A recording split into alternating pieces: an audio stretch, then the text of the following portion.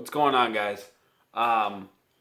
This review is going to be one I talked about yesterday, coming straight from memory.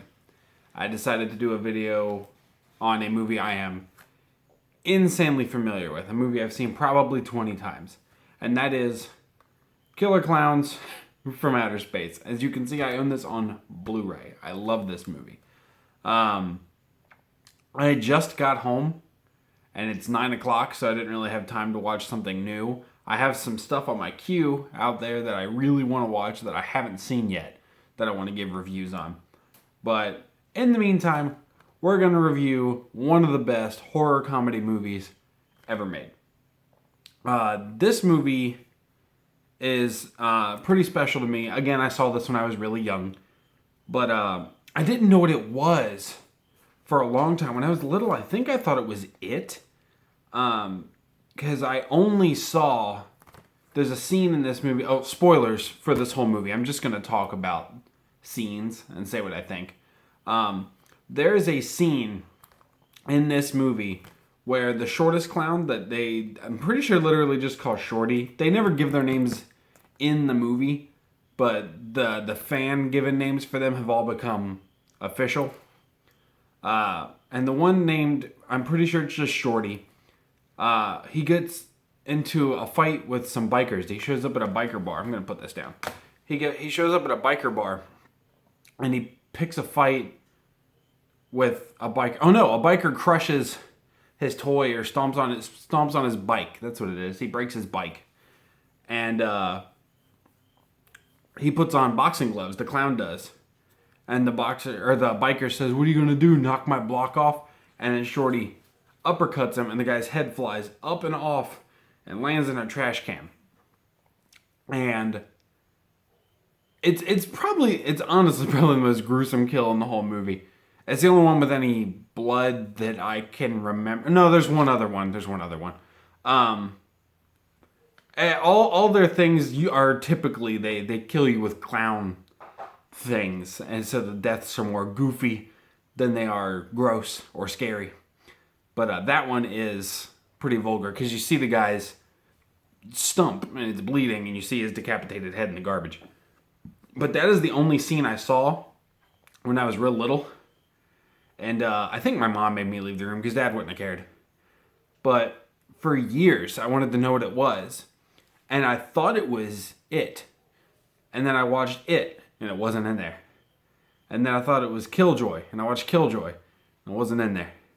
And then I got to be about probably 16, and I bought this on DVD for like $2. It was in clearance at Blockbuster, and I watched it, and I saw that scene, and I was like, oh, it's this movie. And those moments in like my life are my favorite thing, where I've been curious about something for years, and I finally get the answer just organically instead of having to look it up on my phone. But yeah, this movie takes place in a really, really small town, and it looks like a shooting star lands on the ground, but it immediately like unfolds into a big circus tent. And these clowns come out and just terrorize this town. And like I said, they kill everybody with like clown-themed things. They have like the giant mallets. They have guns that'll wrap you up in cotton candy. They have different guns that'll trap you in a balloon.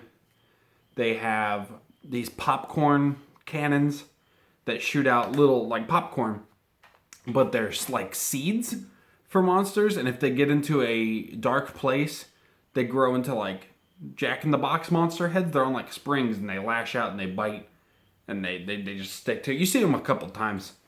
There's a kill with shadow puppets. This one clown, I think it's, people call him Spike or Spiky. He's got like Liberty spikes for hair. He's making shadow puppets and entertaining all these old people. And then he makes like a T-Rex, and the shadow eats them. There's another one where I think it might be Spiky again. He's driving an invisible car, but he's got headlights floating in front of him, and he runs another guy off the road. It's all that. It's all clown things. They have pies with acid in them. That's the other bloody kill that's in the movie, because you see a man melt and you see what's left of him. But back to the cotton candy guns. That's why they're here. So they wrap us up in cotton candy and they hang us like racks of beef in their ship, and they hang you there. They put a straw inside of it and suck out. It turns you into like a liquid, and they suck out the liquid. So they're here to gather food, essentially, and they hint that clowns in our world are inspired by these aliens coming to like ancient Egyptians. So, I mean, that's pretty funny. The clowns in this movie are really, really cool. They are people in suits that move the body, but the heads are animatronic puppets. So someone off camera is controlling the head while there's a human controlling the body inside the suit. So it takes two people to make these clowns work, and them being practical and them moving like that, it gives it like this weird uncanny valley feel. So it makes them very off-putting, more so than they already are. I'm not afraid of clowns. I understand why people are, because it's the fake face thing. But it makes them insanely off-putting because of how they move. But so this movie follows 3 characters, technically 4, because there's 2 cops and 2 regular people. Oh, and the 2 guys in the ice cream truck. So I guess 6 people, but one of the cops he's old and he's an asshole. He hates like literally every person younger than him. That's his whole deal. He gets turned into a ventriloquist dummy by one of the clowns. And that's another bloody scene I actually forgot about, because you see the hand come out of his back and you see the clown's hand covered in blood. So that's the thing. So he doesn't last too long, but you follow the other 5. The ice cream truck guys come and go. They are very much comedic side characters. But you follow this couple and another cop that happens to be the ex-boyfriend of the girl in the couple. And those 2 guys have to work together because she gets captured in one of the balloons that they can make. I don't know why they didn't just turn her into cotton candy right away. They decided to trap her in a balloon and take her back to the ship. But so they have to work together and get back to the ship to save her. And inside the ship is amazing. It's some of my favorite set design in any movie I've ever seen. It's dark, like all the empty space is pitch black, but all like what would be furniture or like anything decorative is like bright colors. So you have this black and contrasted with these very bright colors. And it's like a circus fun house, but it's very dark. It's very unwell lit. And there's traps everywhere. And then they finally find the room with all the cotton candy and balloon people. And they save the girl. And then they get trapped by the rest of the clowns. And then instead of the clowns attack, you can tell this is like old and meant to be funny, because like anytime these clowns can kill these people, they just kind of don't, for no reason. But when they're about to kill them, they decide to summon a giant killer clown named Clownzilla. And he's like a marionette. He comes down on like strings, which I thought, the first time I saw it, I thought was a bad special effect. But I think he's literally supposed to be a marionette. So I think you're supposed to see his strings and stuff. Not too long before they summon this giant clown, you find out that if you pop the clown's nose, they explode into like confetti. So that's their weakness, is their nose. So they wear their weakness literally right on their face. So now they've saved the girl, but they're trapped, and now Clownzilla's there. And here come the 2 ice cream truck guys driving their ice cream truck into the ship and immediately getting caught by Clownzilla. and you think they're dead. They're not. It's not a big deal. Like, you never really think anyone's gonna die, main character wise, because it just doesn't have that tone. But they get out of the ship starts flying away, and it explodes, and then the credits roll. It's a quick ride. It's only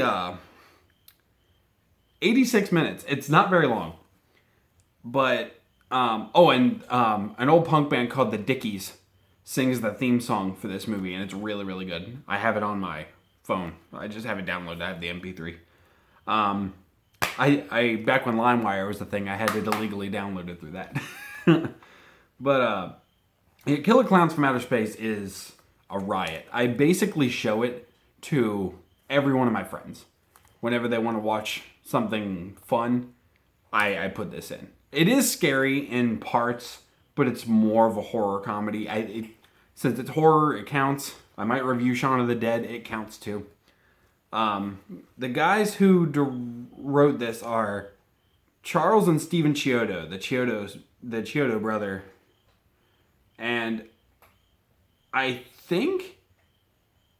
Oh, they directed it too. I don't know if they've done anything else. But this movie, particularly for the effects of the clowns, is amazing. They look really good.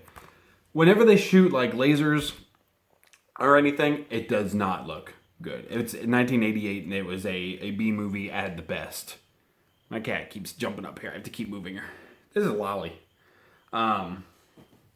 But the clowns themselves look amazing. They've made Funko Pops out of them. I don't have them. I want them. My girlfriend will not let me bring them into this house because she is horrified of clowns. She will not watch this with me, and I have tried at least 6 or 7 times to get her to watch this, and she just won't. Hopefully she will someday because I love this movie and I want to share it with her. But I can't say it's the best movie out there. I will never try to be like, it's fantastic, it's a great movie. It's just a lot of fun, and it means a lot to me. So for that, I'm going to give Killer Klowns from Outer Space a generous 7.5 out of 10. I wanted to say 7, but that felt too low for me personally. For most people, it'll probably be a 6 or a 7. I'm going to give it a 7.5. I adore this movie, and I might watch it again tonight to go to bed.